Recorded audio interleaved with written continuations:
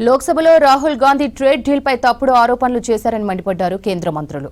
కాంగ్రెస్ ఎల్లప్పుడూ అబద్ధాలు చెబుతూ ప్రజలను తప్పుదోవ పట్టిస్తోందని ఆరోపించారు. యువత జీవితంలో డిగ్రీల కంటే నైపుణ్యమే చాలా ముఖ్యమన్నారు. దేశ రాజధాని ఢిల్లీలో ఉండాలంటే గ్యాస్ ఛాంబర్లో ఉన్నట్లే అనిపిస్తుందన్నారు యూపీ సీఎం యోగి. బంగ్లాదేశ్ నూతన ప్రధాని ప్రమాణ స్వీకారానికి భారత్ తరపున లోక్సభ స్పీకర్ ఓం బిర్లా వెళ్లనున్నారు.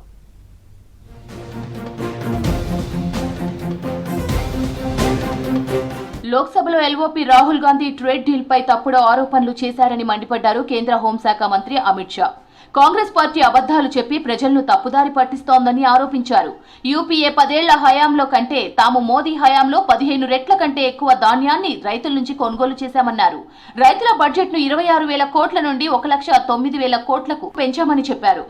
हमने आपसे 15 गुना ज्यादा अनाज एमएसपी पर किसानों से खरीदने का काम किया। आपके समय में किसानों का बजट मात्र 26,000 करोड़ था और मोदी जी के समय में किसानों का बजट 26,000 करोड़ से बढ़ाकर 1,29,000 करोड़ करने का काम नरेंद्र मोदी जी ने किया। ప్రధాని మోదీ దార్శనికతతో దేశం డిజిటల్ ఇండియాగా విస్తరిస్తోందన్నారు అమిత్ షా. ప్రపంచంలోని డిజిటల్ లావాదేవీలు సగం భారతదేశంలోనే జరుగుతున్నాయని చెప్పారు. ఇదంతా కేవలం 11-12 ఏళ్ల వ్యవధిలో మార్పు వచ్చిందన్నారు. ఇవాళ అదే డిజిటల్ ఇండియా పేదలకు తక్కువ ధరలకే ధాన్యాన్ని అందించే రంగంలోకి అడుగు పెడుతోందన్నారు. नरेंद्र मोदी जी के नेतृत्व में दुनिया के आधे डिजिटल ट्रांजैक्शन भारत में हो रहे हैं।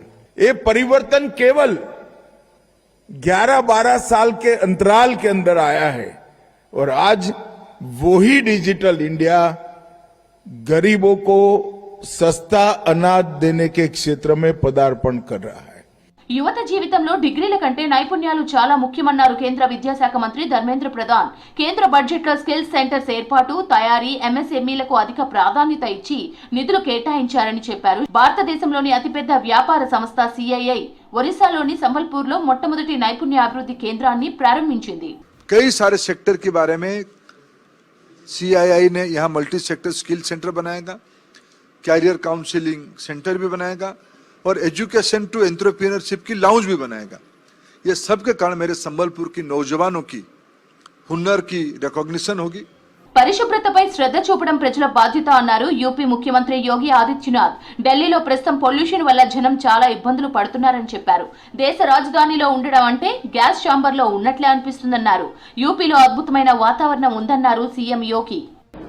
पिछली सरकारें बेईमानी करती थी, इसलिए बीमारियां आती थी.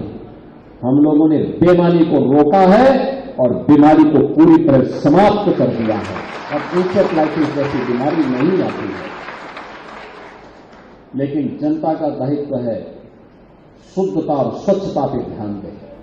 బంగ్లాదేశ్ నూతన ప్రధాని తారిక్ రెహమాన్ ప్రమాణ స్వీకారానికి భారత్ తరపున లోక్సభ స్పీకర్ ఓం బిర్లా, విదేశాంగ కార్యదర్శి విక్రమ్ మిశ్రీ వెళ్లనున్నారు. 17న ఢాకాలో కొత్త ప్రధానిగా తారిక్ రెహమాన్ ప్రమాణ స్వీకారం చేయనున్నారు. ఈ కార్యక్రమానికి రావాలంటూ భారత్ కు ఆహ్వానం అందింది.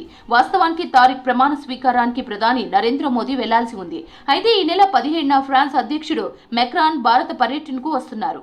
2 రోజుల పాటు ఢిల్లీలోనే ఉండనున్నారు మెక్రాన్.